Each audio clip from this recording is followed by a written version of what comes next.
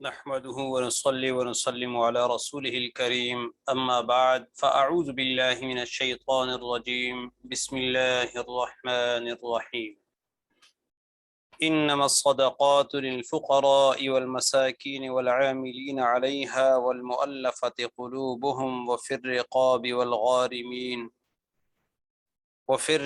والغارمين وفي سبيل الله وابن السبيل فریضۃ من اللہ واللہ علیم حکیم۔ وقال رسول اللہ صلی اللہ تعالی علیہ وسلم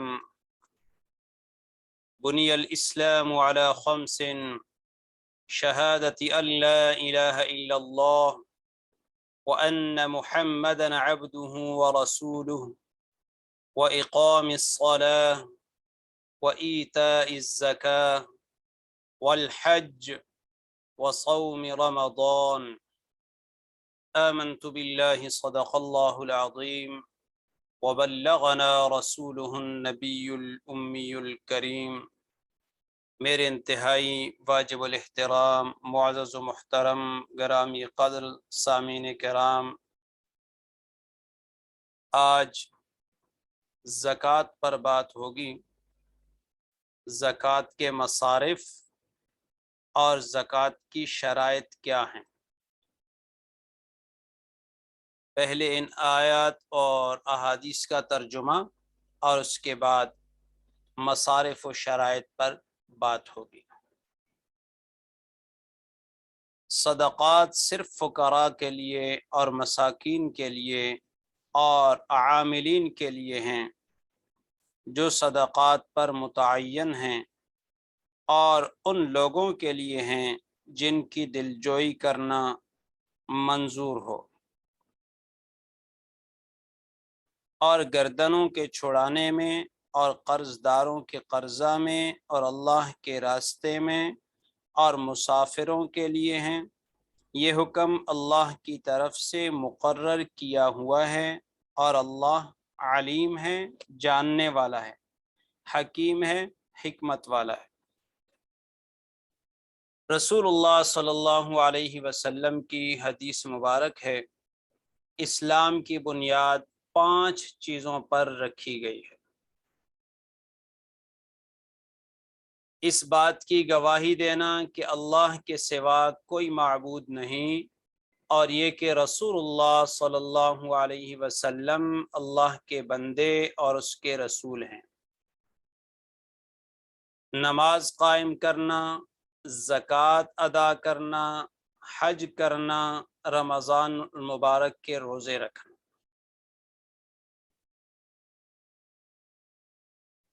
زکوٰۃ اسلام کا اہم ترین رکن ہے، اس لیے اس کے مسائل سیکھنا بھی ضروری ہیں۔ زکوٰۃ واجب کب ہوتی ہے، اس کی شرائط کیا ہیں، اس کے مصارف کیا ہیں، یہ کہاں لگتی ہے، کس کو دینی چاہیے، یہ ساری چیزیں مسلمان کے علم میں ہونا ضروری ہے۔ تو زکوٰۃ کے واجب ہونے کی شرائط ہیں: نمبر 1، مسلمان ہونا، کافر پر زکوٰۃ فرض نہیں ہے۔ نمبر 2، بالغ ہونا، نابالغ پر زکوٰۃ فرض نہیں ہے۔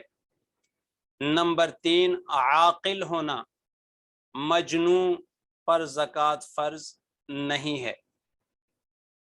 نمبر 4، زکوٰۃ کی فرضیت سے واقف ہونا یا دارالاسلام میں ہونا۔ جو شخص زکوٰۃ کی فرضیت سے ناواقف ہو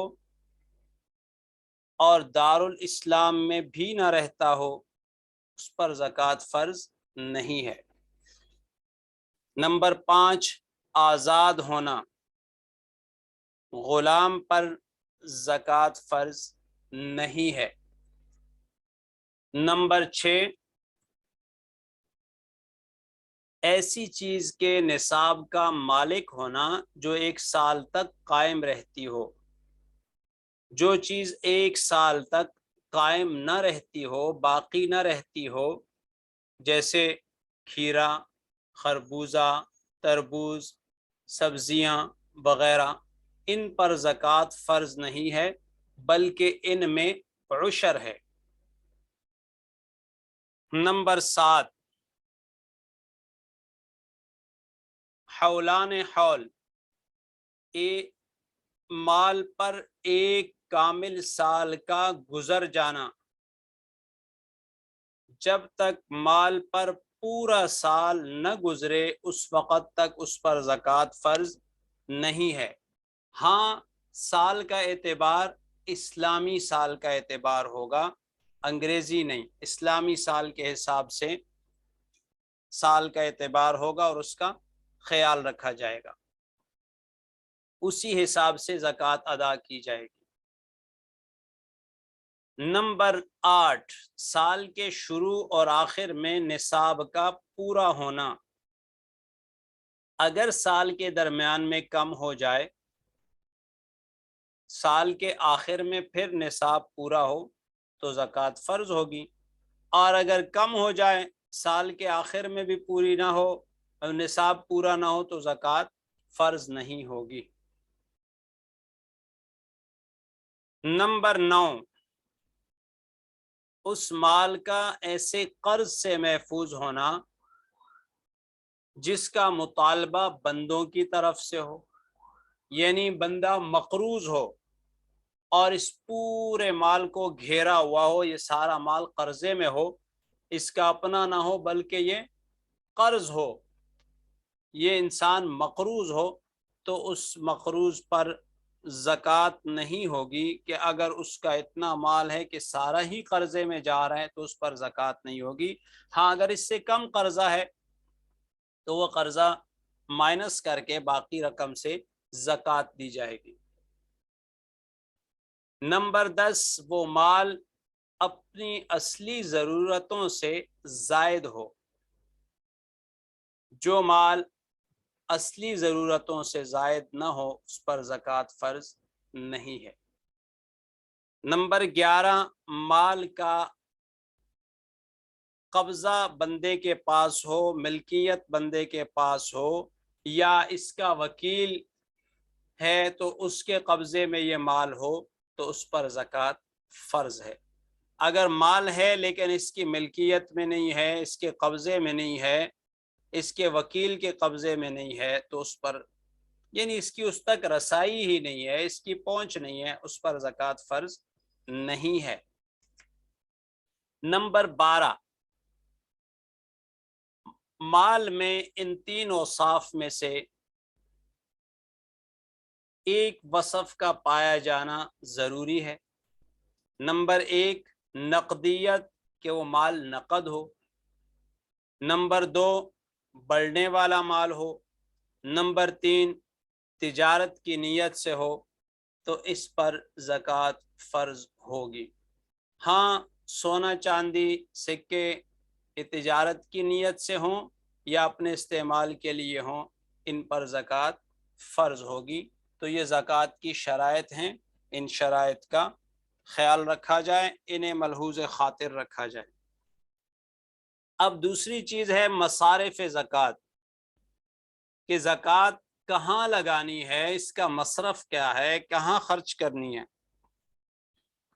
زکوٰۃ کے مصارف اس آیت میں بیان کر دیے گئے، انما الصدقات للفقراء والمساکین والعاملین علیہا والمؤلفۃ قلوبہم وفی الرقاب والغارمین وفی سبیل اللہ وابن السبیل۔ یہ 8 مصارف ہیں، ان مصارف پر زکوٰۃ لگائی جائے گی، زکوٰۃ کی رقم خرچ کی جائے گی۔ فقراء کو زکوٰۃ دینا، مساکین کو زکوٰۃ دینا۔ فقراء فقیر کی جمع ہے، مساکین مسکین کی جمع ہے۔ فقہاء کرام نے لکھا ہے کہ فقیر وہ ہے جس کے پاس کچھ موجود ہو مگر نصاب سے رقم کم ہو، اور مسکین وہ ہے جس کے پاس کچھ بھی نہ ہو۔ ہاں، مال زکوٰۃ دونوں کو دے سکتے ہیں، اس میں دونوں برابر ہیں۔ عاملین، عاملین وہ لوگ ہیں جنہیں امیر المؤمنین صدقات اور عشر وصول کرنے پر مقرر کریں، یہ اور کوئی کام نہ کریں، ان کا یہی کام ہو، تو انہیں ان کی مشغولیت کی وجہ سے زکوٰۃ کے مال سے، صدقات کے مال سے اتنا مال دیا جا سکتا ہے جو ان کی محنت اور عمل کی حیثیت کے مطابق ہو۔ مؤلفۃ القلوب، مؤلفۃ القلوب وہ لوگ تھے جنہیں رسول اللہ صلی اللہ علیہ وسلم تالیف قلب کے لیے اموال زکوٰۃ میں سے عطا فرمایا کرتے تھے۔ وفر رقاب، رقاب رقبہ کی جمع ہے، مملوک کے لیے بولا جاتا ہے، غلام یا مکاتب کو آزاد کرنے کے لیے اس پر بھی رقم زکوٰۃ کی خرچ کر سکتے ہیں۔ الغارمین، غارم کی جمع ہے، اس سے وہ لوگ مراد ہیں جن کے ذمے قرض ہو اور ادائیگی کا انتظام نہ ہو، ان لوگوں کو بھی زکوٰۃ دی جا سکتی ہے۔ وفی سبیل اللہ، فی سبیل اللہ سے کیا مراد ہے؟ اس کے بارے میں امام ابو یوسف رحمہ اللہ فرماتے ہیں کہ وہ لوگ مراد ہیں جو جہاد کرنے کے لیے نکلے تھے اور اپنے ساتھیوں سے بچھڑ گئے۔ امام محمد رحمہ اللہ فرماتے ہیں کہ فی سبیل اللہ سے حجاج مراد ہیں، حاجی صاحبان، کہ ان کے پاس خرچ ختم ہو گیا، خرچ نہیں ہے، ان کو دے سکتے ہیں۔ بعض فقہاء کرام نے فرمایا ہے کہ اس سے مراد طالب علم ہیں، دینی طلبہ جو دینی علوم حاصل کرنے میں لگے ہوئے ہیں، وہ مراد ہیں۔ صاحب بدائع نے فرمایا کہ اس سے وہ لوگ مراد ہیں جو کسی بھی صورت اللہ تعالیٰ کی اطاعت میں اور نیک کاموں میں لگے ہوئے ہیں، بشرطے کہ وہ محتاج ہوں۔ وابن السبیل، ابن السبیل عربی زبان میں مسافر کو کہتے ہیں۔ جو مسافر ضرورت مند ہے، اس کے پاس سفر میں مال موجود نہیں ہے، اسے زکوٰۃ کا مال دیا جا سکتا ہے۔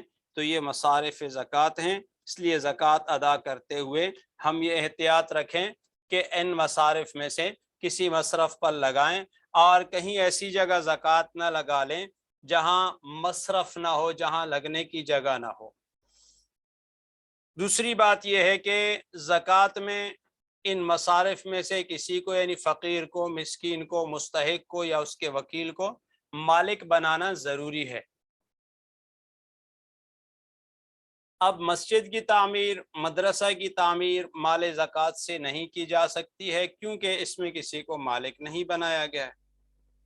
تو مستحق کو مالک بنانا بھی یا اس کے وکیل کو مالک بنانا بھی ضروری ہے۔ اللہ تعالی ہمیں زکوٰۃ کے آداب اور اصول اور ان مسائل اور اس کے علوم صحیح معنوں میں سیکھنے کی توفیق عطا فرمائے اور اس پر عمل کرنے کی توفیق عطا فرمائے۔ وما علینا الا البلاغ المبین۔